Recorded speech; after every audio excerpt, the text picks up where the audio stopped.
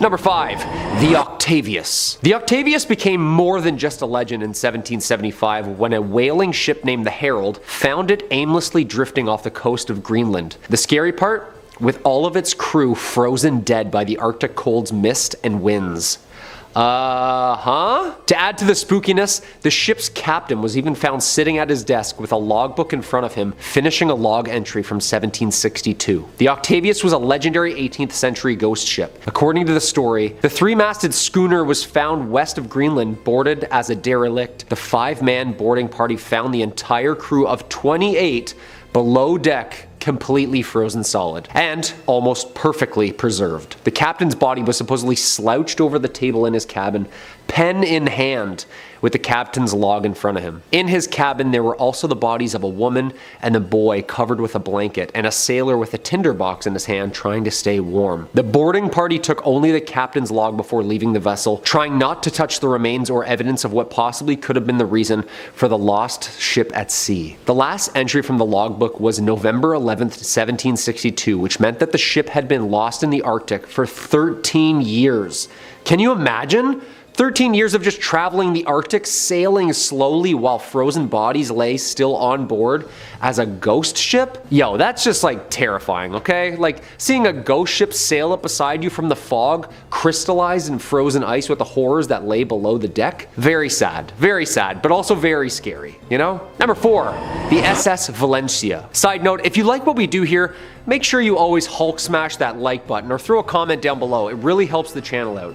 Let us know what other ghost ships you know of, and I'll check them out for a part 2 or maybe even a part 3. Speaking of more ghost ships, the SS Valencia is one of the creepier ship stories. Pulling up and finding a completely abandoned ship is scary enough. Those are people's lives lost. It's scary stuff. The SS Valencia was an American iron-hulled passenger steamer built for service in 1882 by William Cramp and Sons. It did many things. In 1897, the Valencia was attacked by a Spanish cruiser, Reina Mercedes, just off the Guantanamo Bay in Cuba. They tried to sink her, but nope. She was built strong, and she survived. A year later, she became a passenger liner for the US West Coast, where she served in the Spanish-American War as a troop ship during the conflict. Eventually, after her service, the Valencia was wrecked off of Cape Beale, the west coast of Vancouver Island, British Columbia, on January 22, 1906, as her sinking unfortunately took 100 passengers with her. Some classify the wreck of the Valencia as the worst maritime disaster in, quote, the graveyard of the Pacific, which is a famously known treacherous area off the southwest coast of Vancouver Island. That's a horrible nickname for a shallow area also, right? Like, the graveyard?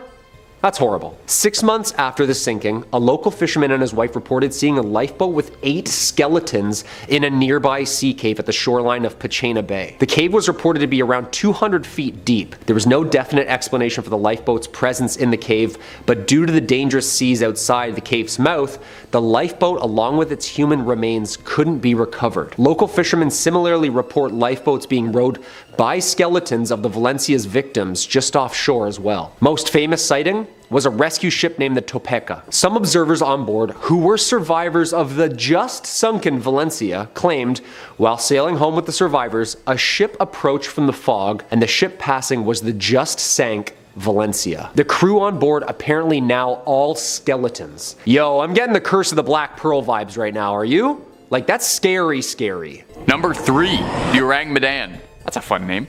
In the 1940s, there was a widespread story about a ship named the SS Orang Medan that had exploded near Indonesia, and its entire crew was found dead under mysterious circumstances. That's a pretty good ghost story. And like any good ghost story, there's a number of variants depending on who's heard what. Some claim that the Medan was attacked by a boarding party of rabid pirates, modern-day buccaneers. Others claim that it was smuggling dangerous secret chemicals that poisoned the crew and caused the ship to explode. And of course, we're on Top 5 Scary. I love wild speculation, so I'll say I think aliens did it, and who are you to tell me I'm wrong? It could be something paranormal.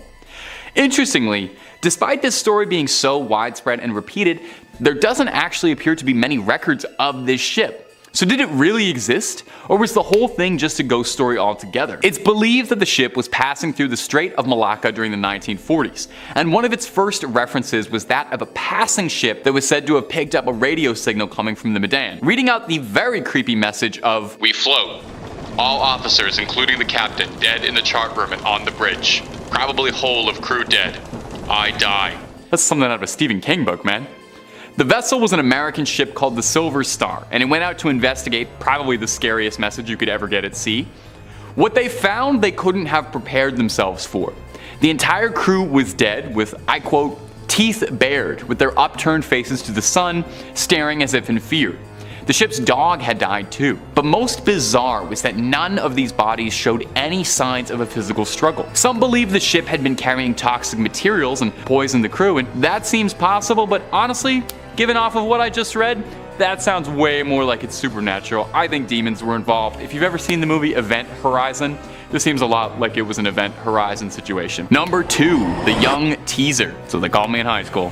Unlike a lot of other ships on this list that had served as merchant vessels, the Young Teaser, true to its name, was a bit of a wild card rebel as far as ships go, and was a notorious pirate schooner flying the black flag and was famous for its speeds. The Young Teaser had made a name for itself as a dangerous ship around Mahone Bay, notable for several successful raids, which is a lot easier said than done. I don't know if you've ever tried to board an enemy ship, it's very complicated. A whole lot wrong can happen on the ocean, and in the year of 1813, the Teaser had met a match it couldn't outplay, when it was cornered by a Nova Scotian officer by the name of Sir John Sherbrooke. Sherbrooke was a decorated military officer. He was a veteran of the War of 1812 and was looking to continue his path of glory, get another medal on the chest, by capturing the Teaser and its crew and bringing them back to the crown to face justice for years of plundering. Sherbrooke was ready to board the Teaser, but he noticed that a privateer aboard it had already begun lighting their own ship on fire. Instead, the pirates had chosen to go up in flames rather than face the noose back in England. Now, a pirate choosing death before capture isn't the most wild story. I'd wager a lot more pirates did that than Jack Sparrow would have you believe, but it's how the Teaser's legacy carries on that gives it a spot on this list. Ask a Nova Scotian around the bay and they might tell you one of their more famous ghost stories, that on June 27th of every year, the otherwise peaceful Mahone Bay is overcome by fog, smoke, and the curdling screams of the damned crew whose souls are still trapped in the bay. They say on a real foggy night you can see the burning ship still sailing through. Some people even saying they see spectral sailors hanging off the riggings. Some boaters say that they see the ship charging towards them as if it was still marauding out and about, only when it's about to crash into another ship, it vanishes into thin air, leaving behind a cloud of smoke and fog in its place as if it was never there. And number 1, the Carol Deering. Now, we've been talking about ghost ships this whole video, and weird things that have happened to ships going missing, but we've yet to bring up my favorite anomalous triangle outside of Bermuda. So let's fix that, eh? Let's talk about the ghost ship, the Carol A. Deering. It was 1929, and the Deering was returning home from the Hamptons to Barbados, passing a Cape Lookout lightship. A man on the lightship called out to the Deering because he thought the crew looked aimless. They told him that the Carol Deering had lost its anchors, which, I don't know if you know a lot about ships, that's a bad thing for a ship to lose. The Carol Deering kept making its way forward. I guess the lightship didn't have any anchors to lend out or anything, where it was spotted again a few days later by a ship called the SS Lake Elon, with its captain reporting that the behavior of the Carol Deering was very odd. He described it as steering a peculiar course. And that would be the last time anyone saw the crew of the Carol Deering alive. 2 days later, the Carol Deering was discovered by the Coast Guard washed up on a nearby shore. The ship was missing its lifeboats and the decks were flooded. A rescue crew went in to investigate and were baffled by what they found. The ship had been picked clean. It was missing all its documents, all important equipment, belongings. It was stripped to the walls. The lifeboats and anchors were all gone, and there wasn't a single sign of life in the ship, with the exception of one oddity: a beautiful feast laid out for the entire crew that had been untouched.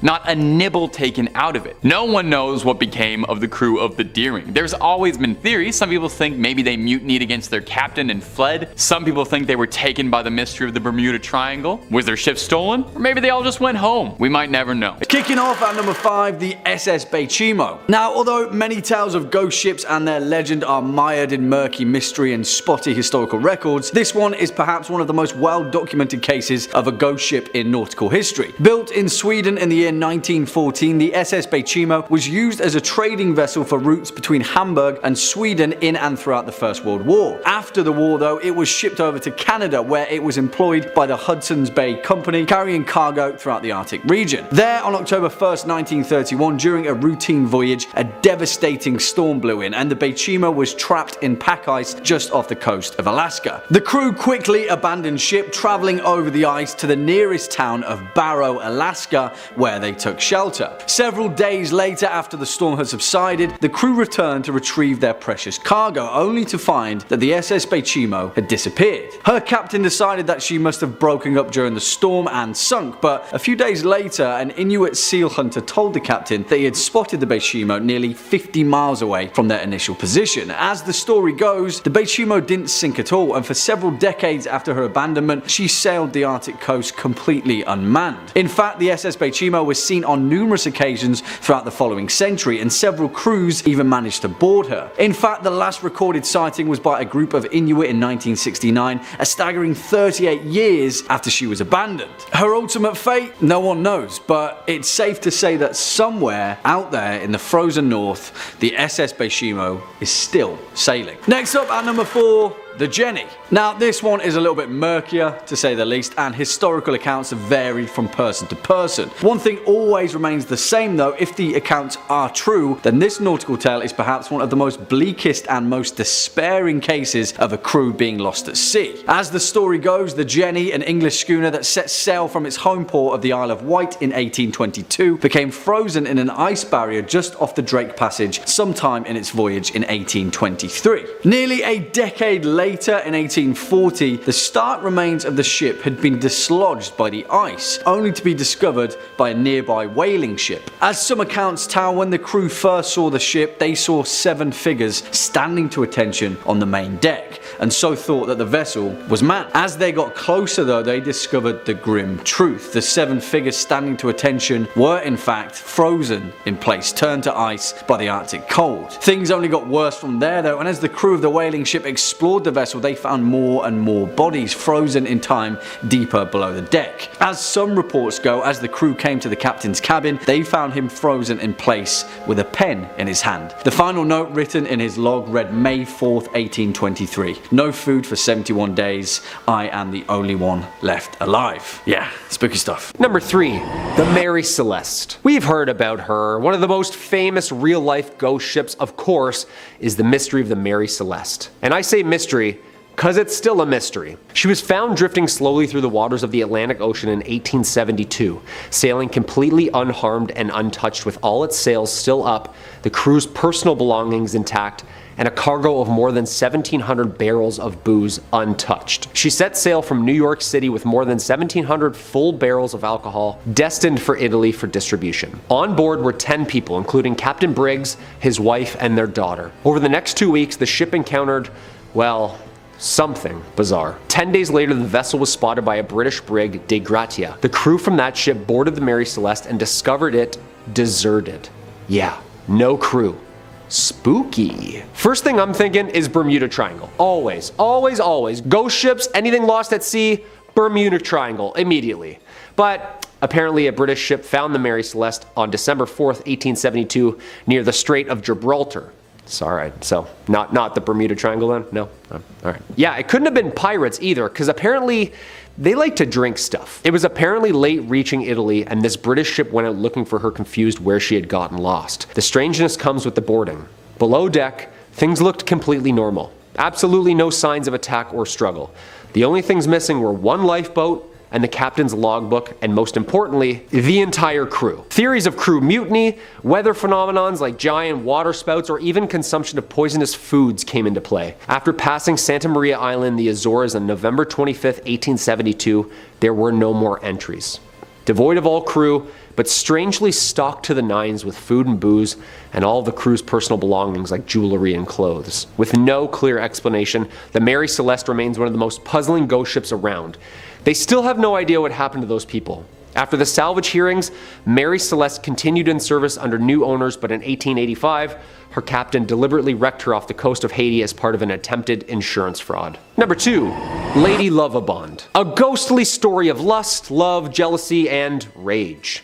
the dark history of this haunted love boat. In 1748, the day before Valentine's Day, it was set to sail as a celebration of the ship's captain's wedding. On February 13th, 1748, the ship contained by the newly married Simon Peel was carrying his new wife Annetta and their wedding guests from London to Oporto, Portugal. Unknown to the captain, his first mate Rivers was also in love with Annetta, and in a fit of insane jealousy, seized the helm after murdering the helmsman and deliberately steered the ship towards the Goodwin Sands, where it ran aground, cracking the ship in half and unfortunately drowning everybody on board. And there, the story might have ended, had it not been witnessed for all the claims to have seen the ghostly ship appear every 50 years. Some of them even passing close enough to hear the sounds of celebration. Apparently on the 13th of February, the Edenbridge spots Lady Lovibond's ship exactly 50 years later. It was reported seen by ship captain James Westlake, and according to his testimony, he almost collided with the ship before he could finally turn the steering wheel to avoid the collision. Dude, close call, just shows up out of nowhere? Like, what? He also recorded in his logbook the ship was headed straight for the Goodwin Sands. Other sightings have been reported at 50-year intervals, except for 1984, when the ship failed to materialize. 1798, 1848, 1898, and 1948 witnessed the ship's sightseeings. Even some boats sent out rescuers, assuming that it was in distress or lost at sea, but later it could never be found. Yo. A tale as old as time, huh? Jealousy, that'll do it. Yeah, always does. And number 1, the Flying Dutchman. In all maritime folklore, this ghost ship has left quite an impact like no other. It's the ghost ship, the oldest one in the book. Well, maybe not the oldest, but definitely the most prolific and well known. The Pirates of the Caribbean, the Dead Man's Chest is literally the story of this. The legend, Vanderdecken, the captain, is on his way towards the East Indies with a confidence and determination. He tried to steer his ship through the horrid weather conditions of the Cape of the Good Hope, but failed miserably. Even after, of course, vowing to drift until his own demise, you see, he apparently signed a little deal with you-know-who. He swore that he would succeed through the perils of waves even if he had to sail until his judgment day. The devil apparently heard his oath and took him up on it, and now the Dutchman is condemned to stay at sea forever. Legend says that since then, they have been cursed to sail the oceans for eternity. To this day, hundreds of fishermen and sailors from the deep sea have claimed to have even witnessed the Flying Dutchman, continuing its never-ending voyage across never-ending waters. The most famous sightings, I would say, is that of Prince George V of Wales. He was on a 3-year voyage in 1880 with his older brother Prince Albert of Wales and their tutor. The prince's log records say the following for the pre-dawn hours of July 11, 1881 near Australia. Quote, 4 a.m. The Flying Dutchman crossed our bows. A strange red light as a phantom ship glow, which lights the masts, spars, and sails of a brig 200 yards distant as she came up on the port bow, but on arriving there was no vestige or nor any sign whatever of a material ship. Seen right away to the horizon, 13 persons altogether saw her. That's a prince writing, so yeah, that's pretty good source material, I'd say. This is horrific. Imagine a ghost ship faded by red light pulling up towards your ship in the middle of the night, then just cruises on by.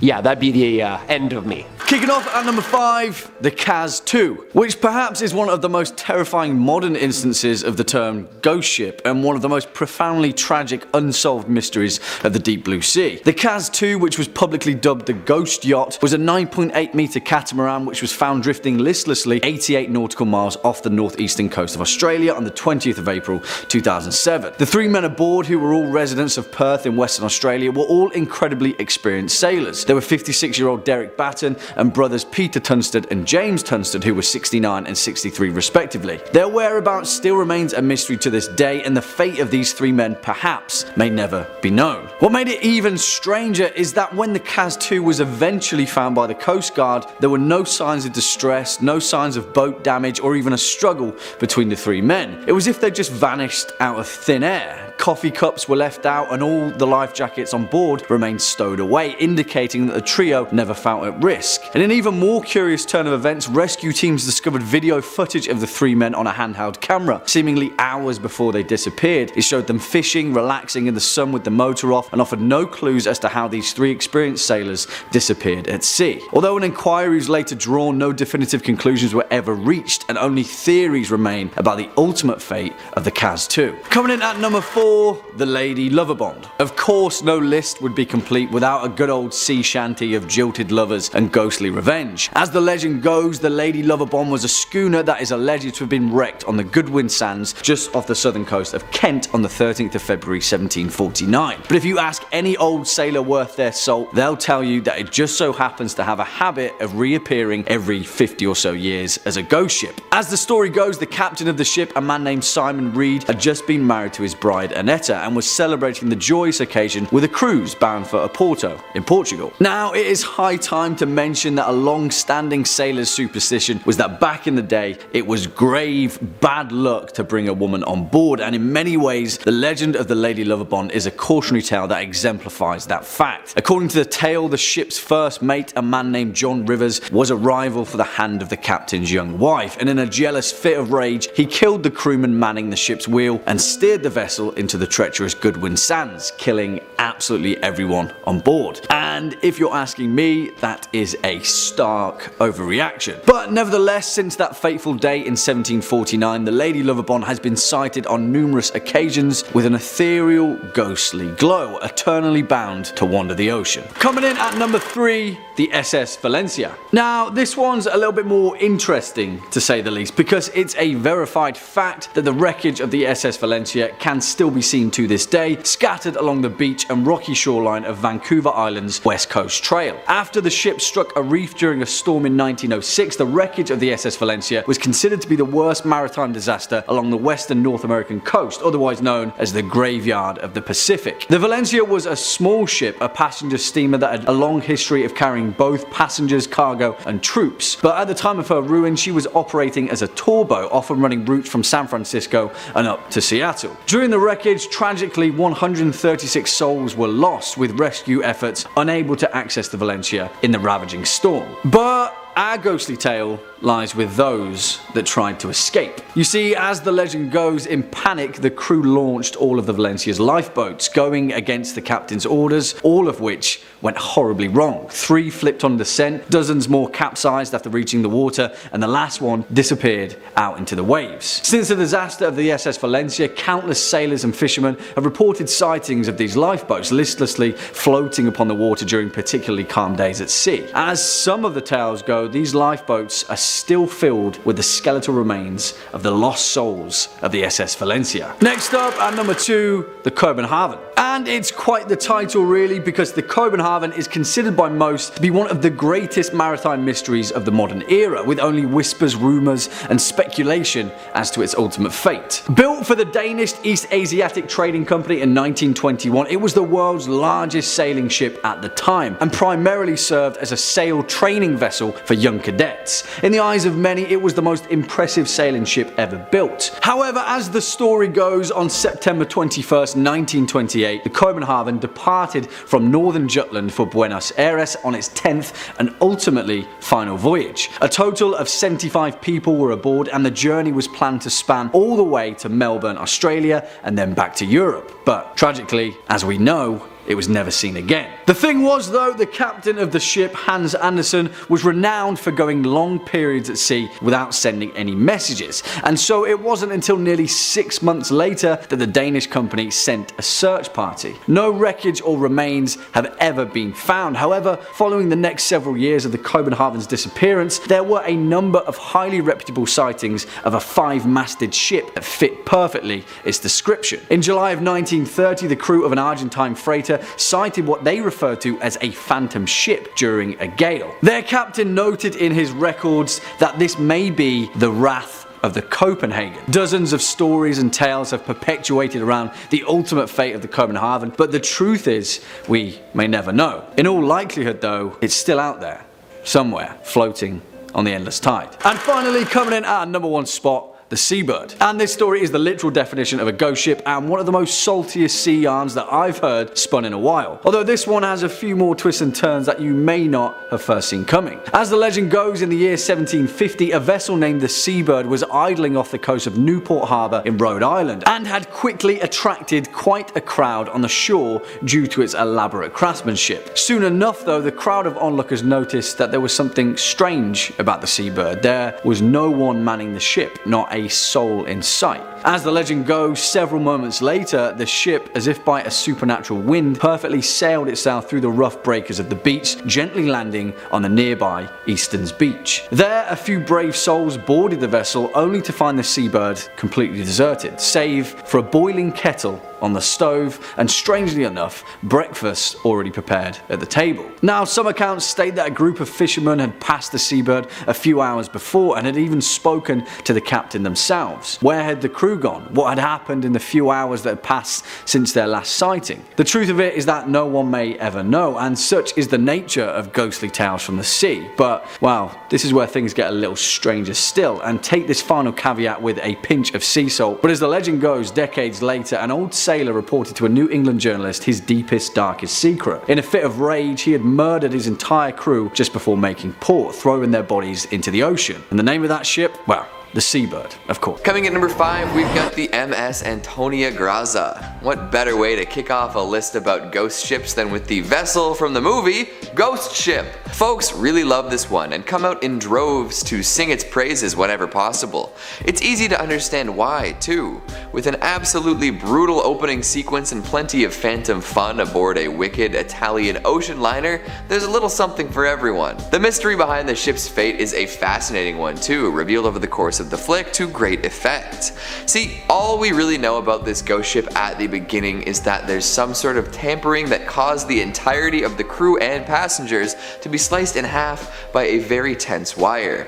The only survivor was a young girl, as she was too short to be whipped in twain. Well, she survived the initial disaster, but being alone on a ship in the middle of the sea doesn't bode well for anyone. Decades later, a salvaged tugboat comes across the ghost ship and decides to give it a whirl. Upon boarding, they discover an enormous bounty of gold bars and an even more impressive collection of wayward spirits. They meet all sorts of ghosts who give them wishy-washy answers on what happened to them, all while some tugboat crew members are lured to untimely deaths by tricky spirits. Uh-oh. This ghost ship keeps getting, well, more ghastly. It's a mystery right up until the very end, and even then there's more to discover. It's more than just ghosts aboard this ship, there are demons and soul collectors aboard as well. And if you think that's the end of it, well, I've got some news for you. It's not. If you want ghosts, mysteries, and ships, this is the movie for you. And even if just one of those boxes is something you want ticked, I promise it'll work quite well. So good luck, and watch out for the ferryman. Seriously, that dude's bad news. Coming in number 4, we've got the HMS Erebus and Terror. Now, this one's fun because it kind of crosses the line between history and fiction. If you're big into horror TV or horror novels, you've probably heard of this tale already, as it was adapted first into a book and then a popular series. Both known as the Terror, they take a look at the events surrounding a pair of particularly interesting ghost ships, the HMS Erebus and the HMS Terror. These did indeed set sail way back in 1845 on a mission led by Captain Sir John Franklin. They were meant to explore the last unnavigated bits of the Northwest Passage to see if there was anything to be learned from the magnetic data up there. Unfortunately, both ships became trapped in ice in what one day would be Nunavut. Not ideal, right? Well, some theorize that the deadly cold and lack of supplies were only the beginning of these sailors' problems. There are many possibilities and variables when you put over 100 men on a couple of ships stuck in a frozen wasteland, and for many years, nobody truly knew what their fates were. After being icebound for more than a year, the ships were abandoned. It's said that Franklin and many others had already died by that point. With that knowledge, the rest of the crew, including Francis Crozier and James Fitzjames, went out in search of land. They were never heard from again. More than a century and a half later, both wrecks were discovered and they're both regularly explored and studied. But what happened when the ships were stuck? Why did the crews wait so long before striking out for land? Were there really no other options? In The Terror, a terrifying monster is introduced to keep the plot tense and exciting. Could such a creature really have appeared? Elements like madness and cannibalism are also introduced in the fictional retelling of this wreck, which seems like they could have played a part in the real-life tragedy. Still, the tales from the ships are just as chilling now as they've ever been, and the fates of all those who abandoned the ships at the end are still a mystery. Did they freeze and fall beneath the surface? Were they discovered by Arctic predators? Maybe they were taken in by nearby tribes, never to return to their previous lives. Someday we may find out the truth, but for now, it's all conjecture. Next Next up at number 3, the Mary Celeste, which in fact may very well be the world's most infamous ghost ship, as well as one of the longest enduring mysteries of the seven seas. Built in Spencer's Island, Nova Scotia in 1861 and launched under the new name of the Mary Celeste in 1868, this merchant brigantine sailed uneventfully across the Atlantic for years as a seaworthy, efficient vessel. It wasn't until her fateful voyage in 1872 where the true ghostly legend began, which has since gathered theories that vary from submarine earthquakes, water spouts, an attack by a giant squid, and even paranormal intervention. No one will truly know the ultimate fate of the Mary Celeste, with every single soul on board never being seen or heard from again, which is a terrifying thought in itself, isn't it? The Mary Celeste was discovered adrift and deserted just off the coast of the Azores Islands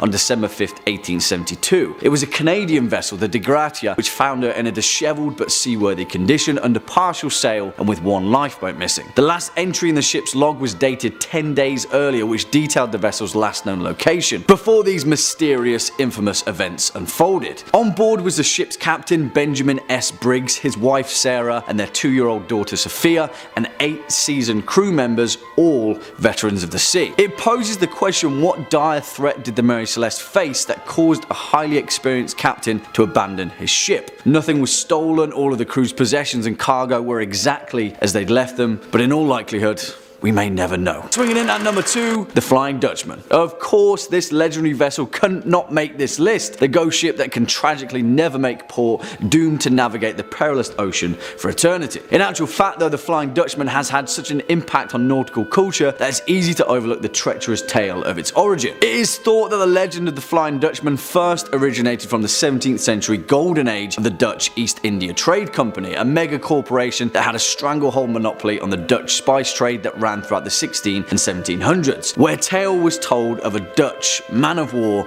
that was lost just off the Cape of Good Hope. Purportedly, every soul on board perished after being ravaged by a violent tempest. The following few days, numerous other trading ships reported seeing a ghostly, ethereal vessel out in the foggy mist of the ocean, flying the exact same colours as the Dutch vessel. Since then, the Flying Dutchman has gathered notoriety as the worst omen you could ever hope for of a phantom ship that heralds the demise of an entire crew, with sightings continuing all the way into the 19th and 20th centuries. In fact, perhaps the most recognised sighting was by King George V himself during a 3-year voyage in 1881 just off the coast of Australia. He noted in his personal log that 13 people had seen the same glowing Flying Dutchman in the early hours of the morning, and later in the day, the ordinary crewman who had spotted the vessel fell from the foremast and, in his words, was smashed to atoms. It's a little bit worrying, that one, eh? And finally, our number 1 spot, the Orang Medan. And where do we even begin with the bizarre, perplexing legend of the Orang Medan, perhaps the most terrifyingly unexplainable instances of a ghostly shipwreck in history? But, well, the leading physical theory of the Orang Medan may be even more horrifying than it first appears. As the legend goes, at some time in June 1947, an American vessel by the name of the Silver Star picked up several distress calls from a nearby Dutch merchant ship, the Orang Medan. A radio operator aboard the troubled vessel sent a message in Morse code. In rushed, confused dots and dashes, it read, "We float. All officers, including the captain, dead in chart room and on the bridge. Probably whole of crew dead." And then a few moments later, after even more confused dots and frantic dashes, 2 words came through very clearly. "I die." Then silence. Nothing more was heard of them. But well, when the Silver Star eventually located and boarded the apparently undamaged and otherwise seaworthy Orang Medan, what they found absolutely horrified them. Every single person aboard was found dead, sprawled on their backs, frozen in fear, with their mouths gaping open and their eyes staring straight ahead. There were no survivors, but even more terrifying, apparently no signs of injury or foul play. Just as the Silver Star crew was preparing to tow the ship to a nearby port, a fire broke out in the Orang Medan, which shortly exploded before finally sinking into the depths. Since this horrifying incident, theories have ranged from the vessel carrying a highly dangerous chemical nerve agent to an entanglement with the CIA after the result of a secret experiment to an unprovoked alien assault. But if you haven't already sensed a theme with this particular list, it seems that we may never know. Coming in at number 5, we've got the Mary Celeste. Don't be tricked by the lovely name, this ship is no fair maiden. Maybe it was named for one, but that's got nothing to do with their ghostly tale. This tale is a tragic one indeed, and one that seems ridiculously risky by today's standards. A captain decided he wanted to make the trip from New York to Italy aboard his ship, the Mary Celeste. Had he decided to bring a super experienced crew and a bunch of cargo, that would be one thing, but this nautical journey was no such business trip. Instead, he decided to bring his wife, 2-year-old daughter, and a crew of 7. That's a small group of people for such an extensive journey, especially when bringing one's family along. But everyone boarded the ship regardless and headed out to sea. Their journey should have been about a month, but they never arrived in Italy. Instead, another ship known as the Di Gracia came across the Mary Celeste, floating aimlessly in the sea. Assuming the worst, the crew of this new ship went to see if anyone was still aboard. But they were never able to help anyone as the ship turned out to be empty. But it wasn't totally gutted though. There were still plenty of supplies in the larder, and the ship itself was still in pretty good shape. Sure, there was a bunch of water on the deck, but it wasn't like it was gonna sink anytime soon. Stranger still, the lifeboat was gone with no indication as to why or where it was heading. So there the Mary Celeste was, without a captain, crew, or family, drifting in the Atlantic. It became one of the most famous ghost ships of its era too, as Sir Arthur Conan Doyle drew inspiration from it, and used this inspiration to write his short story, J. Habakkuk Jeffson's Statement. This tale was a launching board for many theories, from pirates to mutiny to cold-blooded murder. The thing is, nobody knows for sure what actually happened. The captain, his crew, and his family were never heard from again. Now, there are some more realistic theories that have come forth about the inexperienced captain not knowing the full extent of damage to his ship and ordering everyone maybe prematurely onto a lifeboat at the first sight of land. Even so, that likely ended in tragedy as well, as the lifeboat never made it to shore, or so we think. And with all those supplies still on board and the ship not going down anytime soon, it feels a bit like an ironic tragedy now, doesn't it? Coming in at number 4, we've got the Copenhagen. 5 masts, and none of them prevented the ship from going ghost. You'd think it would be easier to spot that way, but hey, unlike our last ghostly tale, this ship was jam-packed with capable sailors. Well, partly anyway. The Copenhagen was known as a training ship, which would often take a fair number of cadets. They would learn how to best run the ship so that their subsequent journeys might go a little smoother. One would assume that a training ship wouldn't be subject to overly harsh conditions, just like how any training is supposed to lower the risk of failure during a real-life scenario.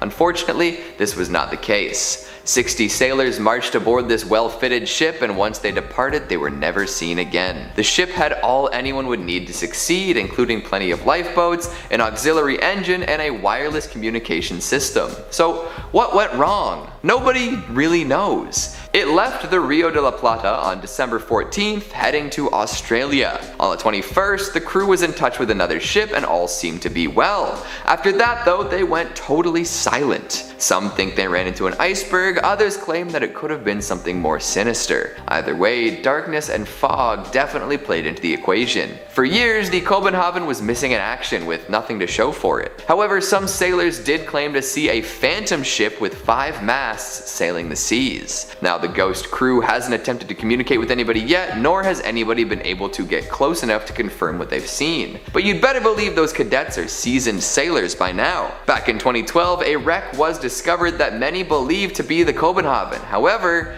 this still goes unconfirmed. Coming in number 3, we've got the Wind Waker's ghost ship. Now we're back to some total fiction. In the most seafaring of the Legend of Zelda games, of course there's going to be a mysterious ghost ship to discover. Many folks looking back on their gaming experience recall this encounter with trepidation. It was freaky to find a ghastly vessel in what seemed to be a relatively cheerful game, especially when you couldn't actually interact with the ship without a specific chart. It would coast around the ocean, moving from place to place based on the position of the moon. Sailing at night became more of a thrill once you knew a ghost ship could cross your path. Worse yet, if you did have the appropriate chart and made it on board, you'd be greeted with plenty of skulls and a few enemies, which tells the tale of a very unfortunate crew if you ask me. Thankfully, there is treasure to be found on this ship, and once you open it, the entire ship will disappear, with a really creepy laugh to boot. Unbeknownst to the treasure seeker, they'll end up unconscious on their boat afterwards. How'd they get there? Who did those skulls belong to? Where did the boat go? All good questions, but not all of them have good answers. Ask around and you'll just hear tales of terror. Apparently the person who put the ghost ship chart together died shortly afterwards, so you can't even ask for more details. Oh well, that's life. Or afterlife. Coming in number 2, we've got the SS Edmund Fitzgerald. How does that old tune go again? A favorite of dads and policy majors everywhere. Well, we're not here to discuss Gordon Lightfoot, although it is a quality segue into this topic. We're here to talk about the largest ship to ever sink on one of the Great Lakes. This monolithic masterwork full of ore was famous for playing music all the time, which would entertain those along the shores when it passed through. However, it did meet a grim fate, and the story is still quite well known today. During a pretty routine trip, a hefty storm brewed. The captain was aware of this and sent some messages relaying the issues, but never a distress signal. However, that might have been helpful, as during the voyage that ship sank and all 29 crew members perished. To this day, no bodies have been recovered. Nobody knows exactly what happened to the Edmund Fitzgerald. After years of examination and theorizing, many potential factors could have come into play. Some say that it may have been swamped, others claim it could have suffered structural failure or even been shoaled. Regardless of the actual problem, no reports from the ship itself materialized, so it's possible we'll never know. And finally, at number 1, we've got the Flying Dutchman. Anyone else have their first experience with this ghostly tale through SpongeBob SquarePants? Only 90s kids remember, am I right? I'm gonna have to retire in shame after that one. Ignoring my tacky pop culture worship, let's talk about the actual ship, not the green tinted underwater ghost. For ages, mariners, sailors, and other water-minded folk have told tales of the vessel that can never make port. Doomed to sail the seas forever, this craft is a portent of doom. If you see this glowing aberration while on an aquatic journey of your own, bad luck is sure to find you. The origins of the ship are hotly contested, ranging from vengeful pirate tales resulting in a cursed ship, to a captain selling his soul for safe passage after ignoring warnings of danger. But one can be certain that the deck is loaded with the souls of criminals and ne'er-do-wells. If you hear cries of "ah, ooh, ah," or spot a ghastly green light while sailing the 7 seas, good luck. Kicking off at number 5, the Caliuche.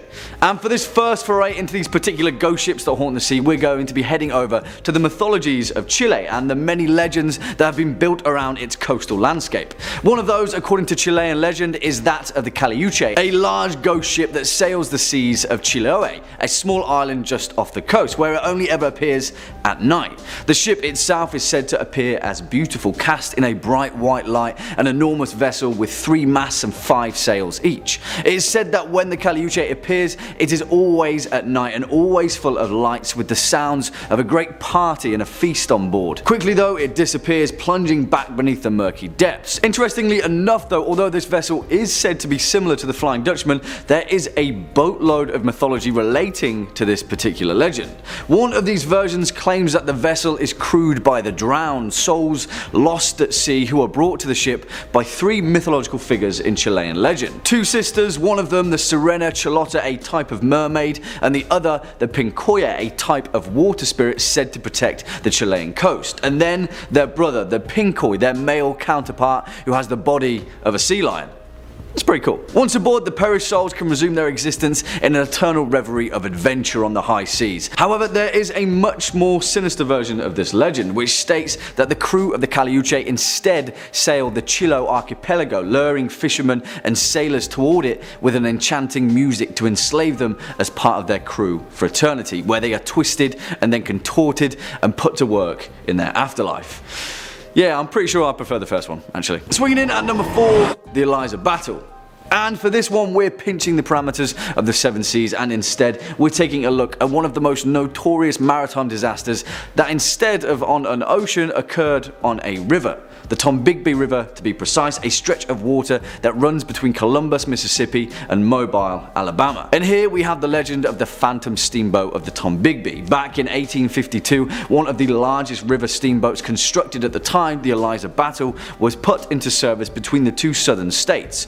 During one particularly cold February in the winter of 1858, after the Eliza Battle had departed the city of Columbus, the ship made its way downriver, stopping on the way at Pickensville, Gainesville, Demopolis, Demopolis and several other small river landings. By the time that the steamboat had left off at Demopolis though, it was filled to the rafters with passengers, and not only passengers but also over 1,200 bales of cotton to be ferried to the final stop. Now, although it roughly still remains a complete mystery, around 2 AM on March the 1st, 1858, about 30 miles downriver from Demopolis, the crew of the Eliza Battle awoke startled to discover that the cotton bales on the main deck were on fire. Flames soared and quickly engulfed the ship's hull, soon spreading out of control despite the frigid temperatures attributed to the odd, gusty evening. The boat continued onward though, the entirety of the exterior completely engulfed in flames and cut off from their lifeboats. The passengers, many of them who had awoken dressed in their night clothes, were forced to plunge into the icy river below. Now, some of them survived, mainly by floating atop the remaining cotton bales, but all in all, over 33 people lost their lives, both crew and passengers included.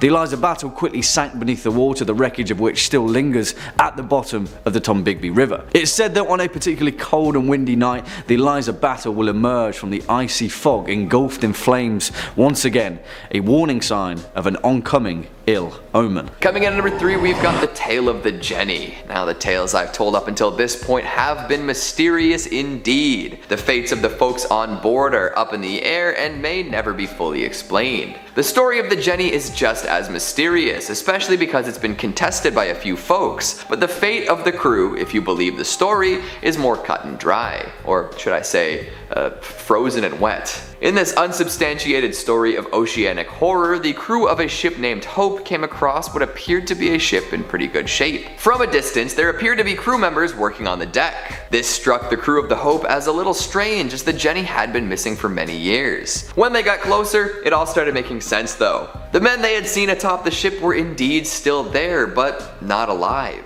Each one was frozen solid, met with a frigid end. Yikes. Things got worse when the captain of the Hope decided to check out the inside of the ship, where he found more frozen corpses. The Jenny's captain was discovered frozen to a chair with a journal nearby. The final entry in his log read, "No food for 71 days. I am the only one left alive." That one sentence carries all sorts of latent horror, with images of more than 2 months without food in a horrible frozen environment. One has to wonder if any crewmates became food for the survivors, and what life must have been like as Hope faded by the day. Coming in at number 2, we've got the Baron Falkenberg. Here's a general rule for life. Don't kill your brother and his bride. If you can't abide by that, maybe you deserve to be carted out to a ghost ship and doomed to roam the waters until time immemorial. The good Baron was unable to follow this seemingly simple rule and ended up in a less than savory position. The story goes like this. One day, after being missing for quite a while, Baron Falkenberg's brother returned home. Folks were quite pleased with his return, and the brother proposed marriage to a lovely young maiden the Baron himself was interested in. At their wedding feast, the Baron lost his temper and cracked his sibling over the head with a bottle, killing him. The bride-to-be was terrified and ran off, but the Baron pursued her to confess his love. This didn't go over very well, and the woman told the Baron that she'd rather be dead than be with him. A very literal man, the Baron interpreted this dramatic retort as a request, and he stabbed her. Realizing the grave mistake he'd made, the Baron fled to the beach, where he found a man with a dinghy waiting. This man told the Baron that the captain was waiting for him and rowed out to a much larger ship off the shore. From there, the Baron boarded the ship, and for the past half a millennium, he's remained on board. This ship always seems to be heading north, flickering with blue flame and filled with skeletal sailors. And finally, at number 1, we've got the Palatine. Forget the Block Island sound, we're talking about the Block Island light. If you ever find yourself around Rhode Island between Christmas and New Year's, take a look across the water at night.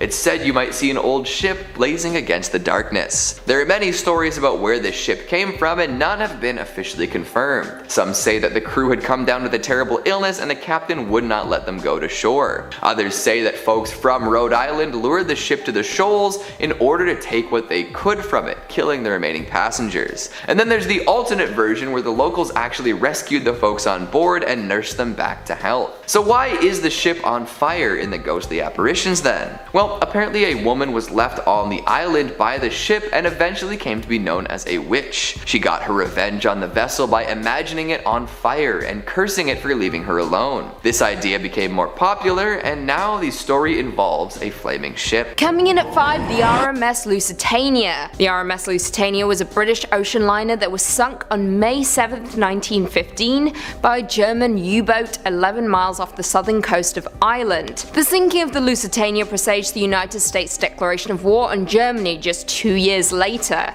This ocean liner currently resides 300 feet below the surface off the coast of County Cork, and during the day was the largest ship to set sail, carrying 1,960 people when it set off for what was known to be her last voyage. After being torpedoed by the German U-boat, it took just 20 minutes for the Lusitania to sink and killing 1,197 people aboard.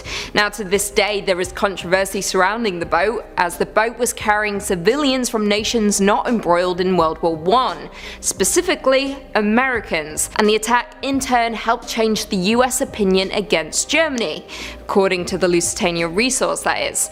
Many historians believe that former British naval intelligence deliberately placed the boat in danger in order to drag the US into the war alongside the Brits. However, not only that, but the ship was also carrying munitions for the war effort, a detail which the British government refused to confirm until 2014, a detail which may explain the source of the mysterious explosion some survivors reported hearing after the initial torpedo strike. Now, interesting still, the wreckage of the Lusitania was bombed by the Royal Navy during World War II, and in the 1990s a Dublin diver visited the wreck, with him describing it like Swiss cheese, and that the seabed around the boat was littered with unexploded hedgehog mines. This is definitely not a place you'd want to visit. Coming in at 4, SS Andrea Doria. SS Andrea Doria was an ocean liner for the Italian line, which is most famous for sinking in 1956 when 46 people died.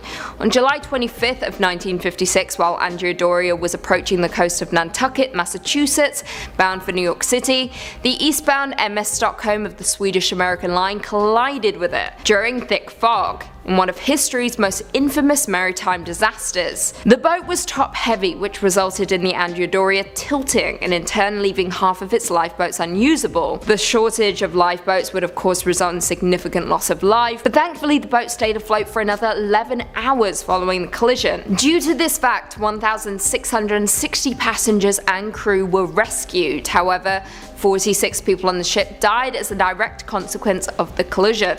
Now, what makes this shipwreck so interesting is that due to the luxurious appointments and initially good condition of the wreck, Andrea Doria has been a frequent target of treasure divers and is commonly referred to as the Mount Everest of scuba diving.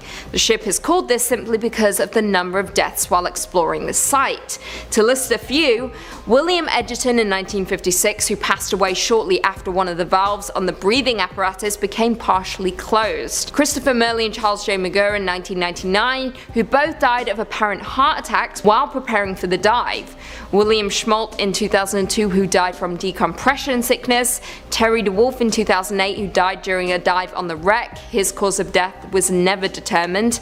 And finally, Stephen Slater in 2017, who was pulled from the water unconscious and could not be revived. Ultimately, this wreck holds a lot of supernatural questions that cannot be answered, and therefore you should stay as far away from it as possible. Next up at number 3, the fire ship of Baie de Chaleur. Which, I mean, come on guys, that's probably the most awesome sounding title to anything on this historical list, right? The fire ship of Baie de Chaleur sounds like something that Geralt of Rivia himself would sail down to Skellig after a summer in Toussaint, but whatever, that's by the by, because this vessel in question actually takes us over to the eternally autumnal eastern tones of New Brunswick, Canada. Now, the fire ship of Baie de Chaleur is also more commonly referred to as the Chaleur family, phantom or the phantom ship, and it often takes the form of a series of ghost lights just before a storm, appearing as a large three-mast galley.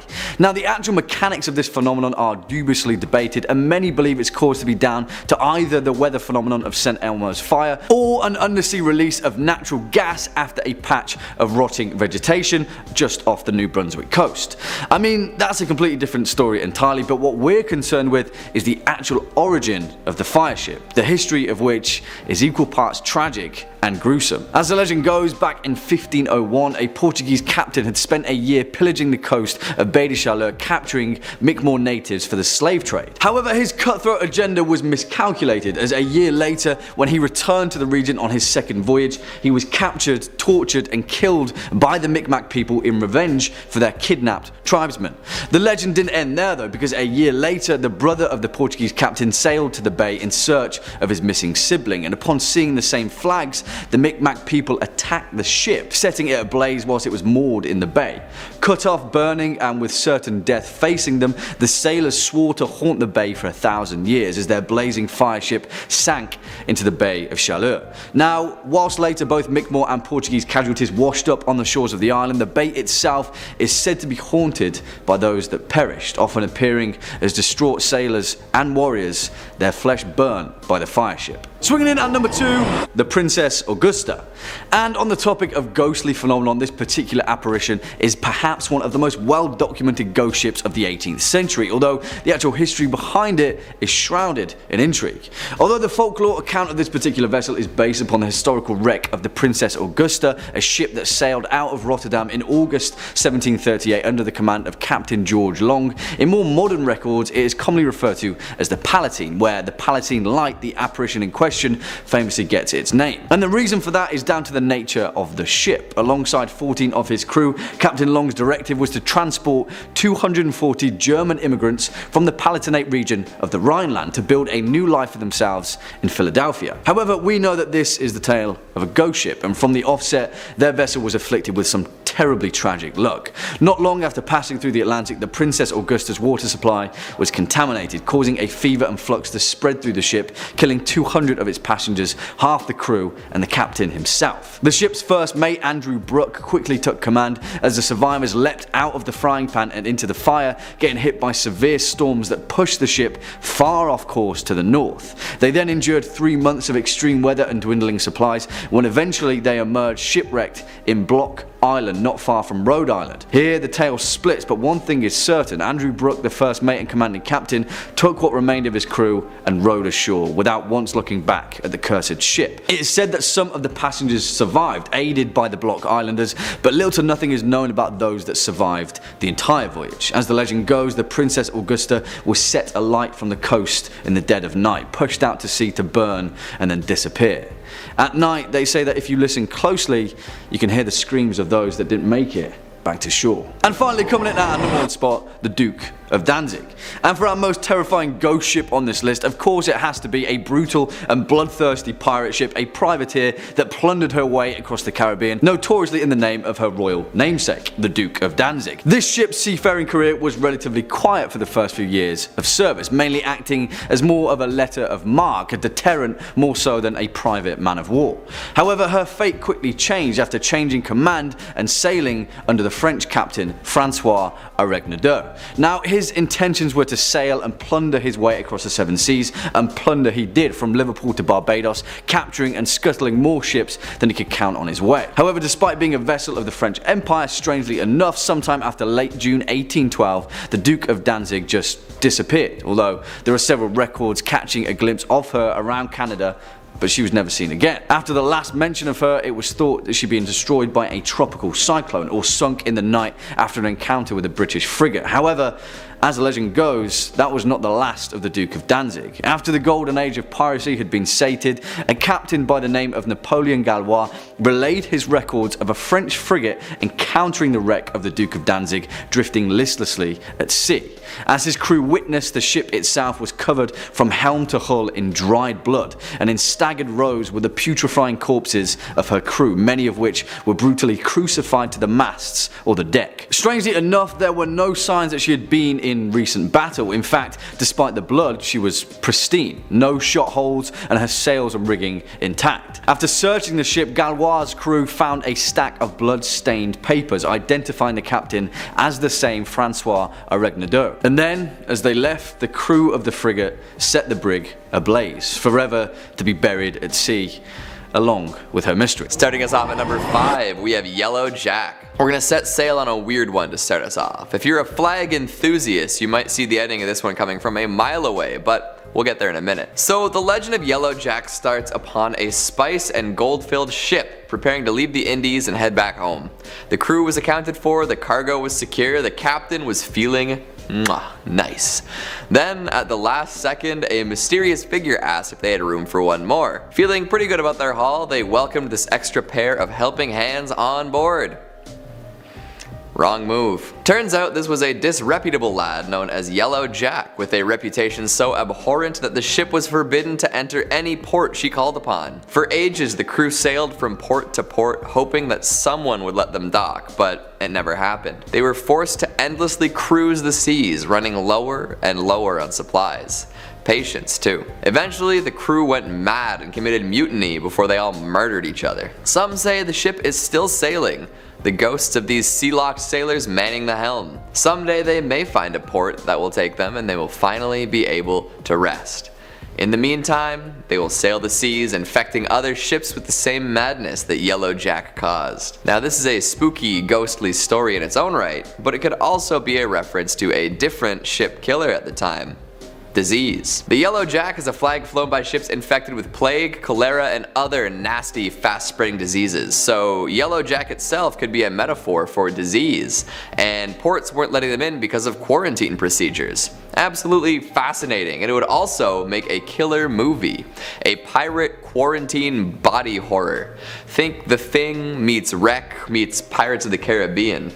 Oh damn. Coming in at number 4, we have the Caleuche, a Chilean ship sailing around an island known for its terrible storms.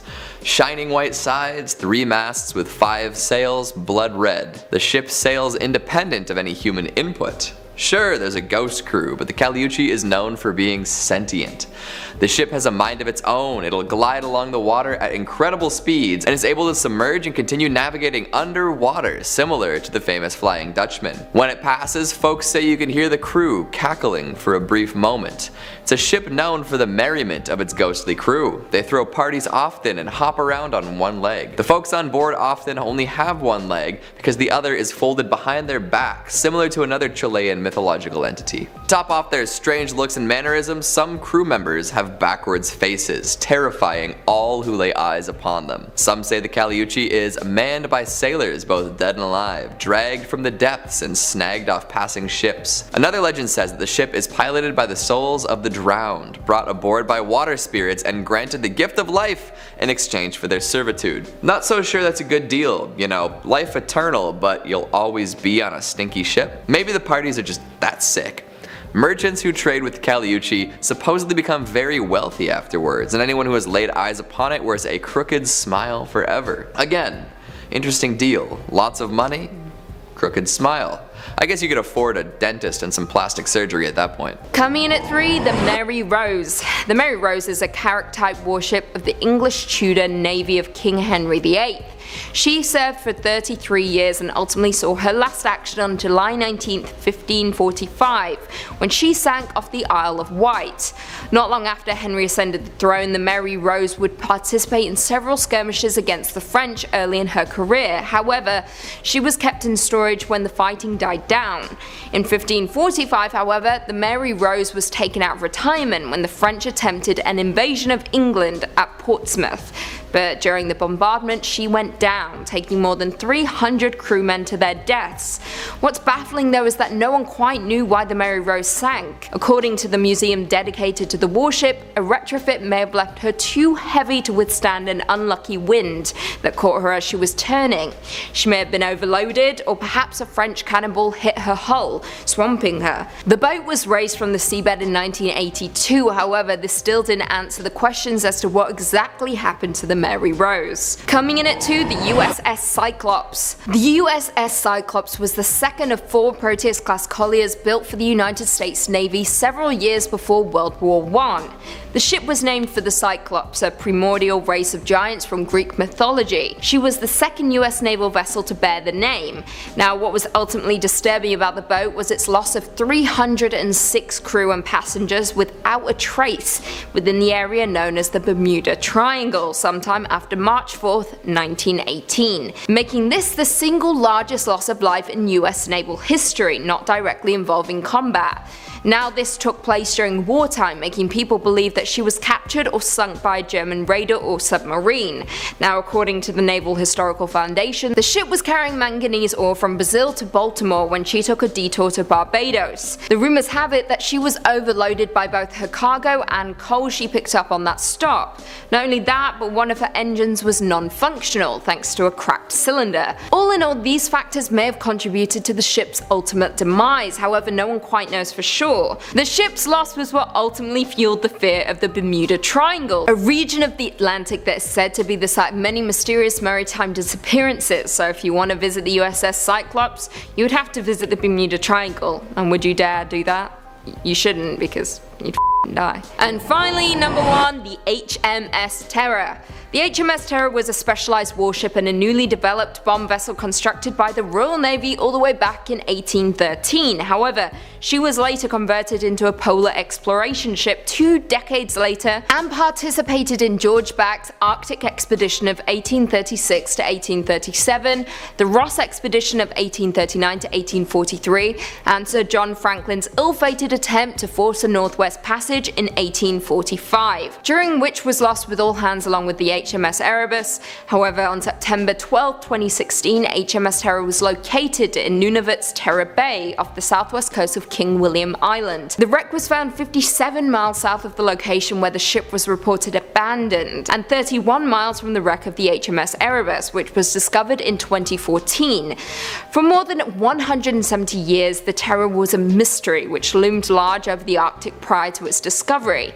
Now, the initial expedition launched in 1845, however, it was in 1846 that the Terror and Erebus became stuck in the ice. Franklin died in 1847, according to a note later discovered stashed on King William Island, and the ships were ultimately abandoned in April 1848. The 106 men were never heard from again, nor was the Terror, until 2016 as previously mentioned. As it stands, researchers are hoping to unravel more about the mystery of where the expedition ultimately went wrong and what exactly happened to the crew. For those who like a spook and a conspiracy theory, AMC made a show called The Terror, which follows the ill-fated expedition. However, there's a twist.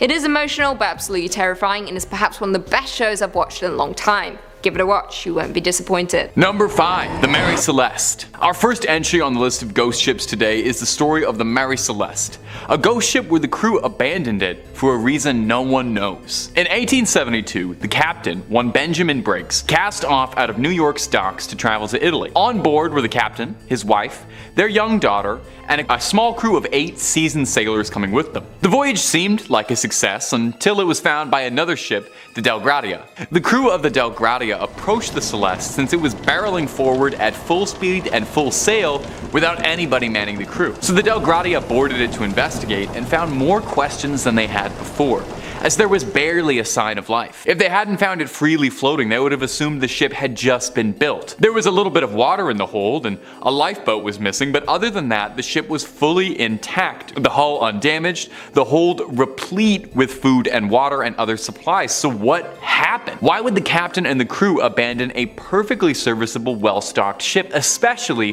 one that was carrying his own family? Now, there have been theories over the course of the years. Piracy is a fairly common suggestion, suggesting they were attacked, but if the ship had been raided, why did they leave all the food and water behind and leave the ship freely floating? It's not like a pirate to leave anything valuable behind, anything at all. The ship was still on course to their destination, and the logbook found on board stated that the Mary Celeste was on the right path, so what happened there? They were going the right way. It's worth mentioning that before this strange occurrence, the Mary Celeste already had a checkered history. It was originally known as the Amazon before Jeff Bezos sued. No, It was the Amazon, but it was given a new name after a series of mishaps led crews to believe it was a cursed ship. The first captain died of an extreme sickness, and on one of the first voyages, the Amazon crashed into another ship. So it was renamed the Mary Celeste, hoping perhaps that a new name and a coat of paint could salvage its reputation.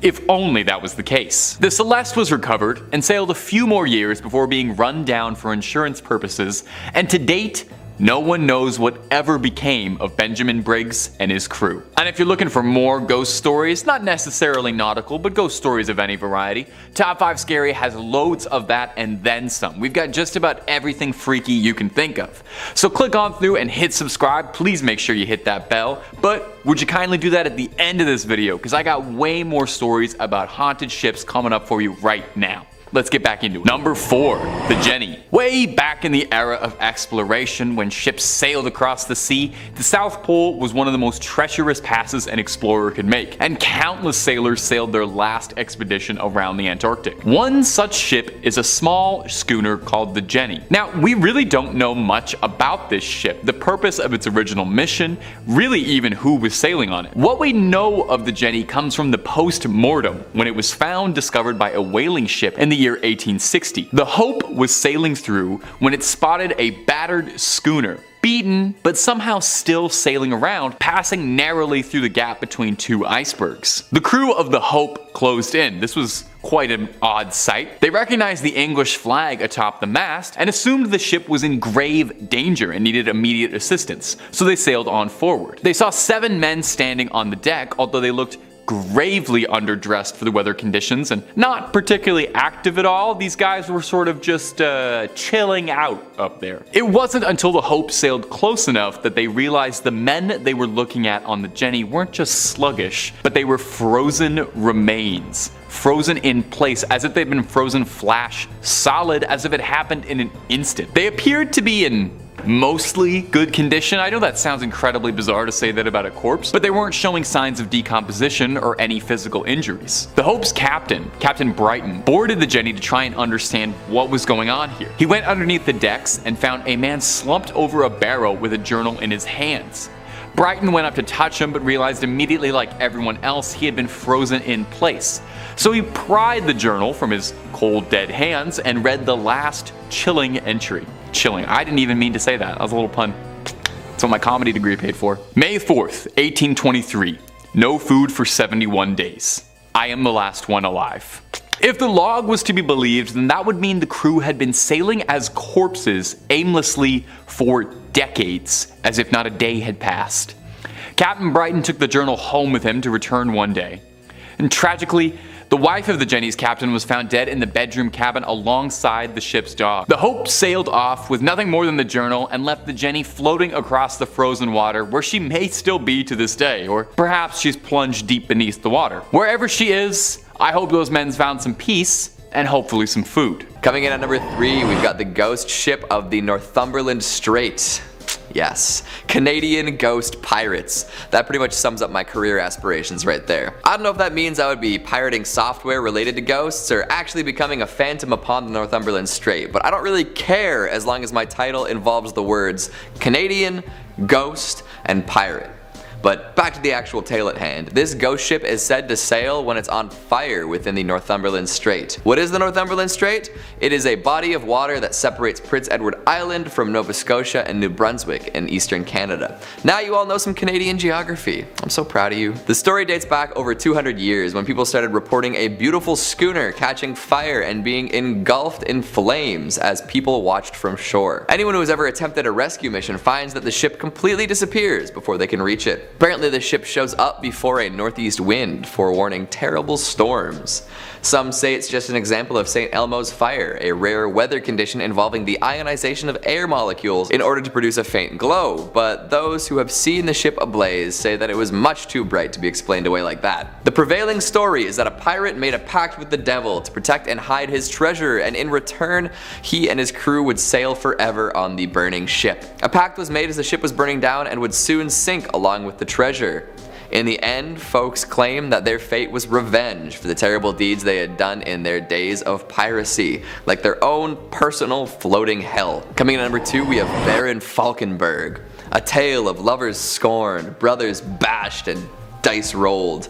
This pirate haunts Germany's North Sea and has been for over 600 years. Baron Falkenberg was a relatively wealthy member of high society, planning to propose to the village's most beautiful maiden. Then, his long-lost brother returned with newly found riches and proposed to her first. At the wedding, the Baron became so upset with his brother that he clubbed him over the head with a bottle of champagne. Classy. Naturally, the brother dropped dead. Seeing this, his bride ran away, claiming that she'd rather die than be with the Baron. Ouch. So the Baron did what any rational fratricidal maniac would do, and stabbed her in the heart. How romantic. Then he ran away to the beach, where he was accosted by a shady man on a boat. This mysterious figure invited him to the ship where he came from, which was anchored offshore a little ways out. The Baron accepted and rowed his way to the Great Grey Behemoth. Since entering, nobody has seen him disembark, and he's been at sea for centuries.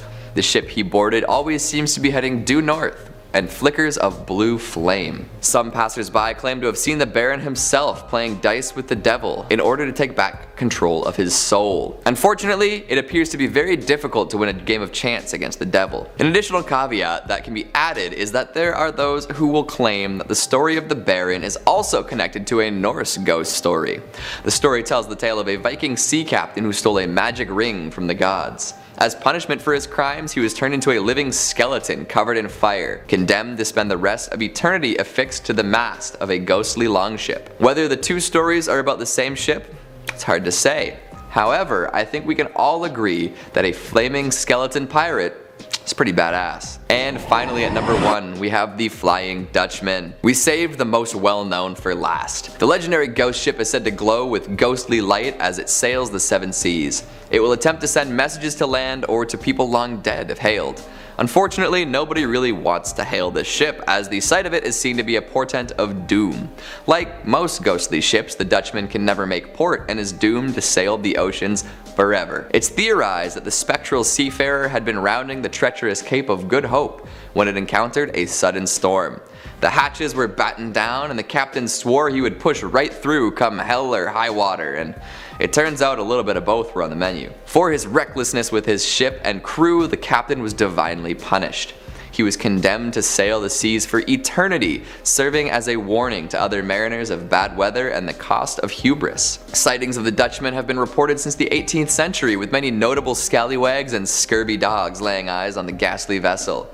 Even Prince George of Wales described seeing a ship glowing with a strange light. If you see a ship with skeletons dancing in the rigging, steer clear. It might look like fun, but the captain will try to lure other vessels onto the rocks to ensure nobody else can pass the cape. Sheesh. Remind me not to take a long sailing trip.